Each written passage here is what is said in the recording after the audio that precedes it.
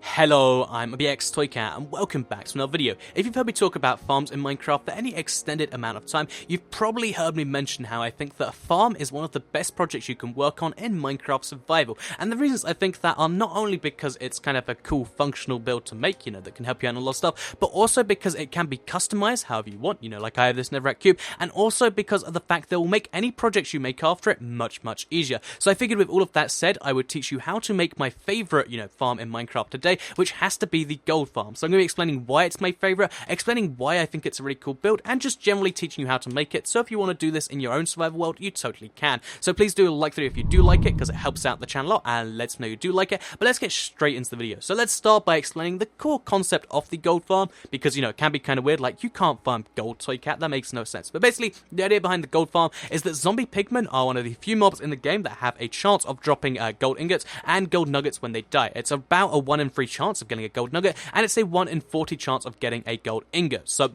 that doesn't seem like too much by itself. It means they're not worth, going down and hunting them in the nether, but it does mean that the second way of spawning them, which is through portals in the overworld, is worth using. So a single portal has like, 1 in very low chance of spawning a zombie pigman. You might get 1 zombie pigman every 2 hours or something like that from a single portal, but by using the gold farm technique, which is getting as many portals as we can close together, this means that instead of working on the odds of 1, nether portal, we're working on the odds of, 100 or so nether portals all combined, and, when this is done, this could be 200 nether portals, 1,000 nether portals, and that's kind of the core idea there. So, yeah, if you want to know how you actually make this, basically, if you want to make it most efficiently, you want to go about 20 to 22 blocks in the sky before you even start doing anything. This is so that, from, where the sky is and where you are, there's, that big 22 block gap, which is there to make it so when the zombie pigmen fall down, they take most of the full damage, which means they're left at next to no health. You can make it so they go to 0 health, which is, kind of the extreme solution, but the downside to zombie pigmen dying by themselves from the fall is that you don't get experience, which is one of the nice benefits of this farm, in my opinion.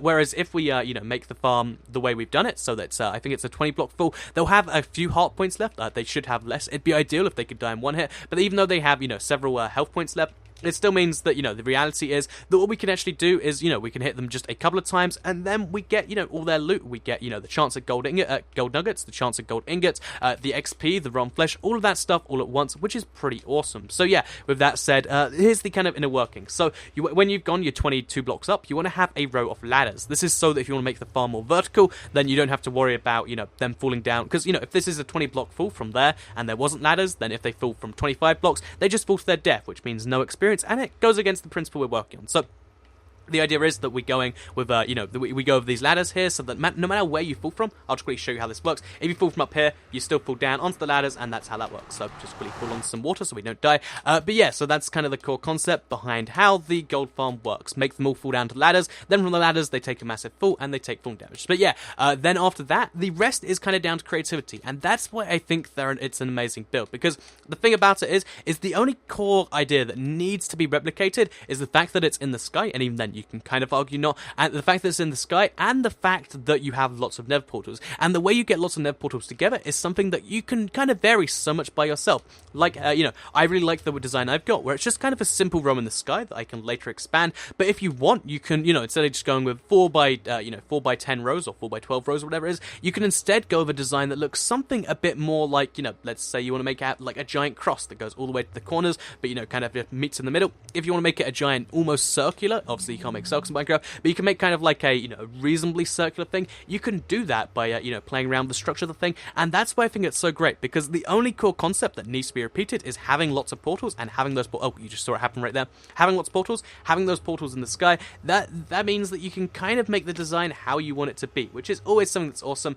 When there's more creativity in Minecraft, there's more fun, in my opinion. So, yeah, lots of creativity, lots of possibilities, and that's pretty awesome. Let's jump down, let's quickly just kill the zombie pigman, so you can see what I mean by the drop. So, if you want to, I'm using the water bucket technique to survive each time. I recommend having some way down if you can't do that. But yeah, let's just quickly kill him, and we might just get ourselves a gold. Okay, we got ourselves the gold nugget, which again, it'll stack up, and we take the XP too. Which, because we've got ice down here, that's in, this is part of the creativity too. Like, there is no limit to how much you can kind of put your own spin on this, because unlike a, wheat farm where you have to have water nearby, you have to hoe the ground, you have to do all those things. The zombie pigman farm, the gold farm, farm actually works in a really cool way because, you know, the floor material, you can make that what you want. You can have a series of hoppers, which would be awesome. It'd take a lot of effort, and that would do that. If you want, you can even automatically kill them. You can have dispensers on the side here, which fire arrows, so that counts as you killing them. You can do all these cool things, and they're all possibilities if you want to have the zombie pigment die. And I think that, if you want to have the, zombie pigment drops, and that's why I think it's awesome.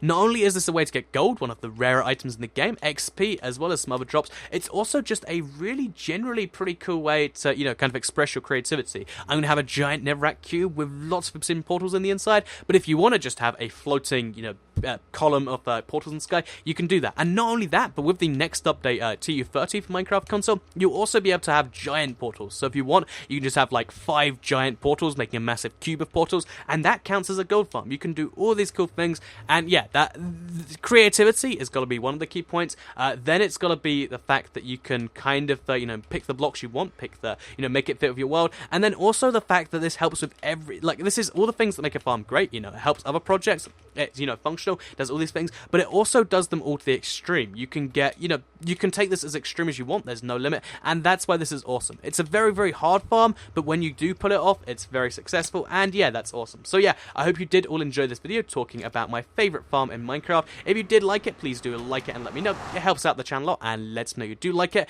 Share it if you really liked it, and subscribe if you're new around here. Let me know in the comments down below what you think of the gold farm, because I think it's awesome and the best farm. That's why I made a video on it, but let me know what you think. Do you think it's just too much effort to make all these portals? Would you rather just go hunt zombie pigmen in the nether? Because even though it's less efficient, it does mean you have to get a lot less obsidian.